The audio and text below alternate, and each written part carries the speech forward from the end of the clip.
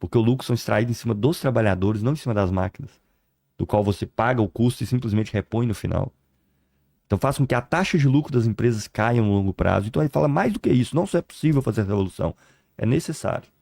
Ou nós vamos caminhar para o abismo, que eu acho que hoje se manifesta de diversas formas. Na forma da crise climática, que não tem como se organizar, porque o lucro imediato nunca coincide. É melhor você produzir 100 milhões de carros do que criar uma infraestrutura decente, metro ferroviária pelo país, de maneira que as pessoas só possam usar o mínimo possível um carro privado, por exemplo. É, onde qualquer investimento de grande prazo, você leva tempo demais para repor esse capital e nenhum capitalista privado está interessado em investir nisso. Onde se a fonte é mais barata, ela pode poluir mais, mas então vamos explorar a fonte mais barata, por exemplo, o petróleo, né? Que a disputa entre os países, China e Estados Unidos, por exemplo, por essa trabalho excedente dos trabalhadores a nível mundial, pode conduzir uma guerra entre potências nucleares, né? No mundo que, com a tecnologia, faz com que a maioria das pessoas virem pessoas sem emprego ou trabalhadores informais. Então, para Marx, essa revolução não é que ele desejava, ela é necessária. Ou senão, a gente vai desembocar em saídas muito piores. Aqui mesmo nesse programa, várias pessoas falaram sobre a luta de classes, que o Marx não imaginava que a luta de classes ela iria diminuir ou iria ter menos atritos quando os trabalhadores começam a consumir, ter bens e prosperarem, né? Sim, Então isso foi diminuindo a cada tempo esse atrito. Você sim. concorda com isso? Pois é, não concordo não. Assim, é verdade que se a situação melhora, tem menos atrito. Isso eu concordo. E concordo que existiram vários momentos na história Que a era situação impossível, melhorou. que era impossível tentar qualquer mudança porque essa Porque classe trabalhadora estava melhorando. adquirindo bens de consumo e tudo mais. Isso, exatamente.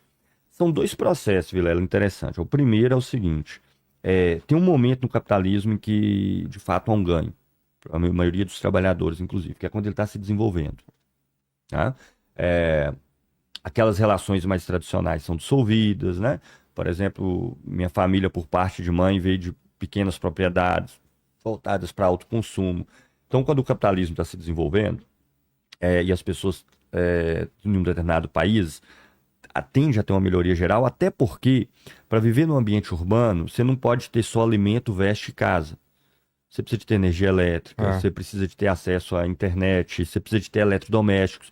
Não dá para defumar as carnes todas para poder conservar. Agora você vai comprar tudo que você vai consumir. Então você precisa de ter máquina de lavar, você precisa de ter meios de comunicação, como telefone, como televisão e tudo. Então é até o patamar de sobrevivência nas grandes cidades capitalistas. Depois que o capitalismo termina de se desenvolver num país, que ele se expande, que essas formas anteriores de sociedade, elas já cumprem um papel muito marginal, aí vem só retrocesso. Porque para o capital só existe uma lei. Ele tem que crescer, necessariamente.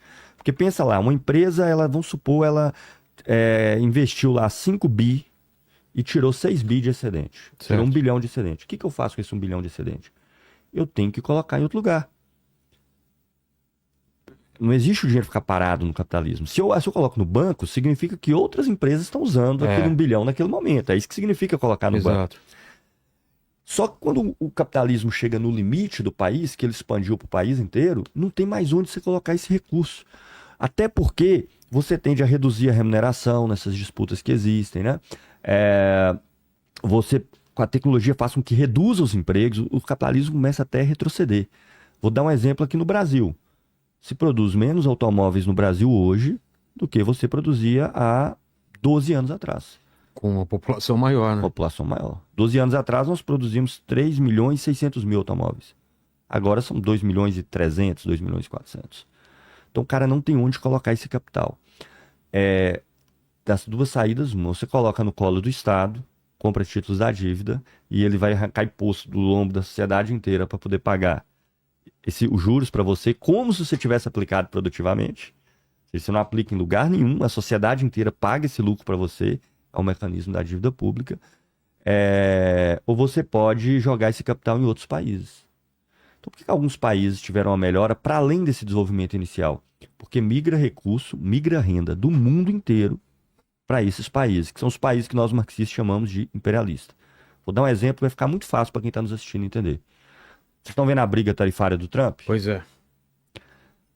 Qual que é a grande questão que o Trump alardeia? Déficit comercial dos Estados Unidos. Por exemplo, a China, o déficit Ele comercial dos importa Estados Unidos. mais do que exporta. E não é só para a China, é para o mundo Para o inteiro. mundo inteiro. E eu faço uma pergunta para vocês. Estados Unidos tem déficit comercial há 50 anos. Isso não surgiu agora. Tem 50 anos que os Estados Unidos têm déficit comercial. Contínuo, todos os anos. Como que um país pode sobreviver tendo déficit comercial há 50 anos? Pois é. Porque as empresas dos Estados Unidos estão espalhadas no mundo inteiro e elas mandam os seus excedentes para dentro dos Estados Unidos sem precisar de troca nenhuma. Os Estados Unidos pode ter déficit comercial. Você tem aqui no Brasil, por exemplo, a Google atuando no Brasil, a Amazon atuando no Brasil, a General Motors atuando no Brasil, a Ford agora menos. Todas essas empresas americanas que estão espalhadas para o mundo inteiro, ela manda os seus excedentes extraídos no Brasil, na Europa, na África, na Ásia, para dentro dos Estados Unidos. Então, o buraco que eles têm, eles podem comprar mais mercadorias de fora do que vender para fora, porque o mundo inteiro manda os seus excedentes para dentro dos Estados Unidos, porque as empresas são americanas. Então existe uma distribuição desigual do capital a nível mundial, sabe? Europa e Estados Unidos, Japão têm melhores condições que o Brasil, não é porque elas têm menos corrupção que o Brasil. Quem dera a corrupção fosse o problema do mundo. É claro que é um mal e tem que ser combatido, mas é muito maior do que isso. Você tem um grupo de países que vive de excedentes produzidos por todos os outros países do mundo. É isso que está em disputa entre China e Estados Unidos hoje, por exemplo. Quando o Trump não quer acabar com o déficit comercial nunca foi problema para os Estados Unidos. Os Estados Unidos pode ter déficit comercial porque ele tem renda desse país do qual ele tem E a déficit. moeda dele é a moeda que é usada E para ela como base por todo mundo, né? E para ela ser usada